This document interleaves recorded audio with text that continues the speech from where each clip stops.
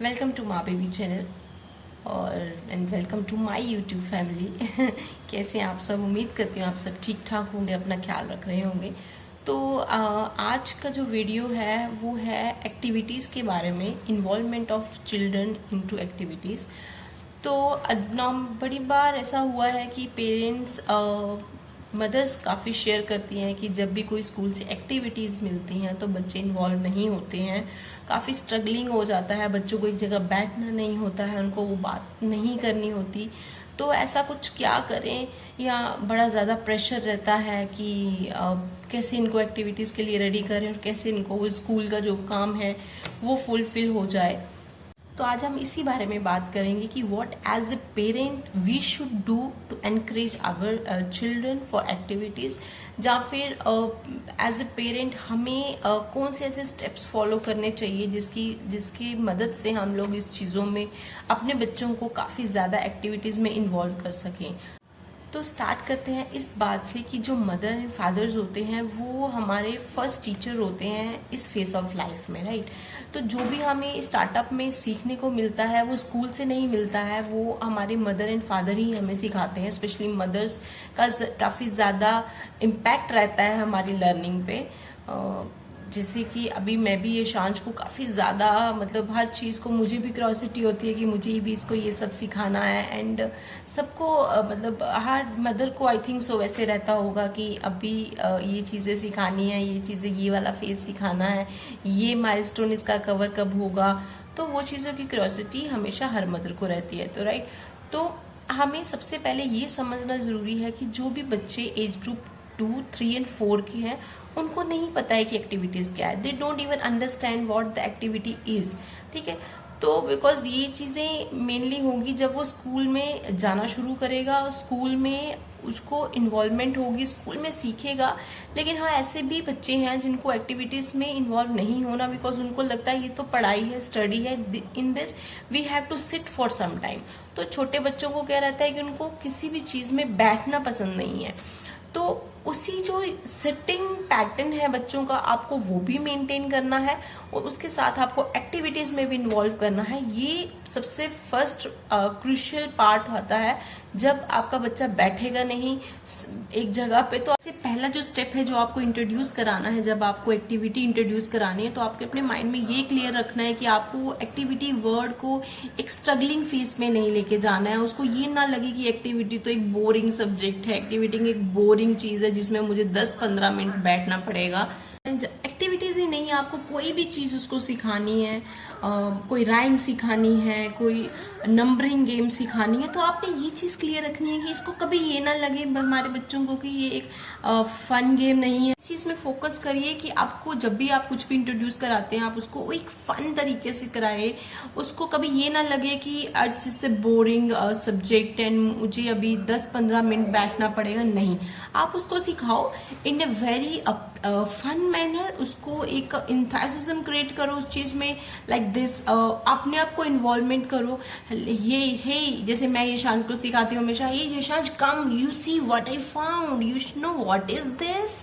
तो उसको लगता है हाय मम्मी के तो एक्सप्रेशंस ही बदल गए, तो there is something good in this. तो आप उस इंथुसिज्म के साथ उसमें अपनी इन्वॉल्वमेंट क्रिएट करो। बच्चों को फन लगना चाहिए, उनको ये नहीं होना चाहिए कि इट्स ए एक्टिविटी, मुझे अब ये 10-15 मिनट बैठ के करनी है। को हमेशा ये लगे कि ये एक प्ले गेम है, वाओ अभी मुझे ये प्ले गेम सीखने को मिलेंगी, बिकॉज उसमें कुछ भी होगा ना, उसके लिए हर चीज़ वो नहीं है। अगर आप राइम सिखा रहे हो तो सिंग, आप उसको पहले खुद यूज़ करो। खुद अगर आप उसको जॉनी जॉनी सिखा रहे हो तो आप खुद उसको 5-6 बार बोलोगे यार, खुद डांस एक्टिविटीज़ के साथ या फन करके साथ। एक्टिविटी वर्ड ही मत सिखाओ, बेस्ट ऑप्शन तो यही है कि एक्टिविटी नाम ही निकाल दो। तो best is only the introduction. जब भी आप एक्टिविटी ही करोगे एक्टिविटी नाम ही निकाल दो, let use it as a play game, fun.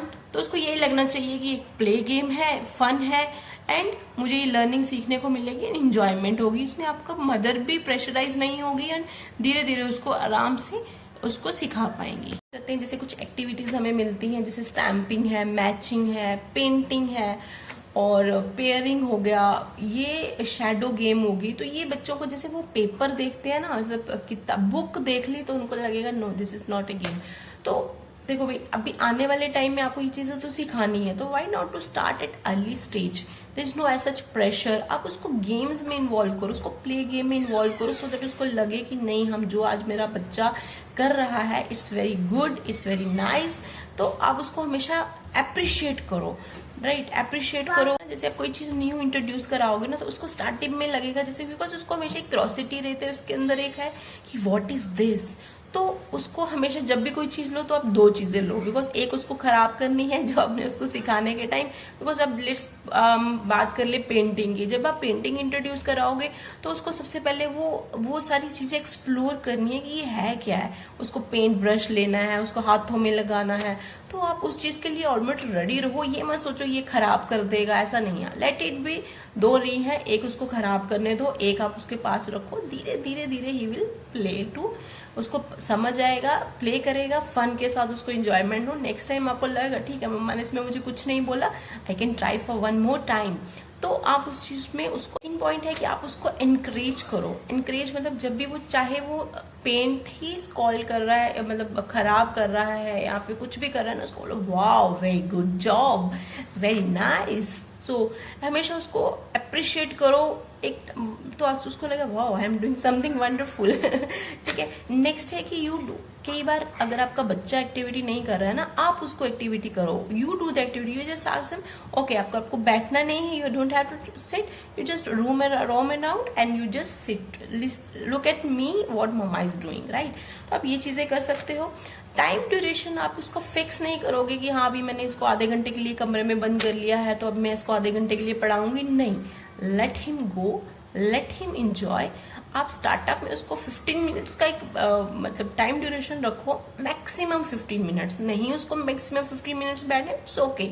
आप उसको 2 मिनट 3 मिनट धीरे धीरे वो टाइम ड्यूरेशन बढ़ेगा। और हाँ, आप ये टाइम ड्यूरेशन को प्रेशराइज मत करो कि आपको बैठना है, राइट।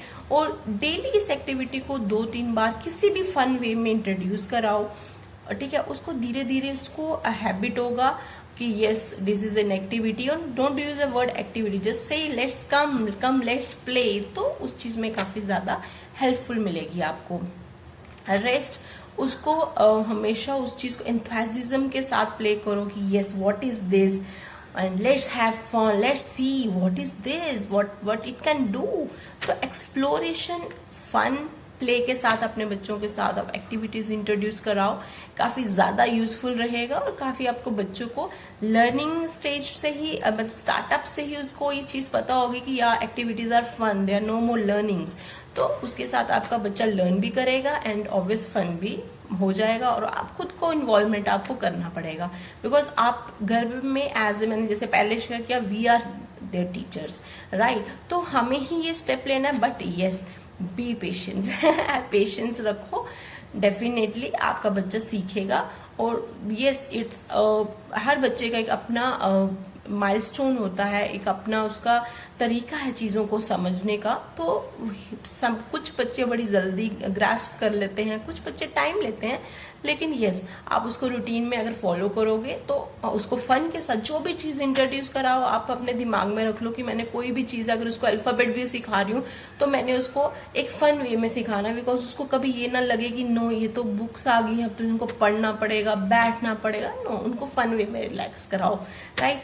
आई होप आपको ये मेरा वीडियो पसंद आया होगा। इन केस अगर आपको वीडियो पसंद आता है, हेल्पफुल लगता है, तो प्लीज गाइस लाइक करिए, सब्सक्राइब करिए। Thank you.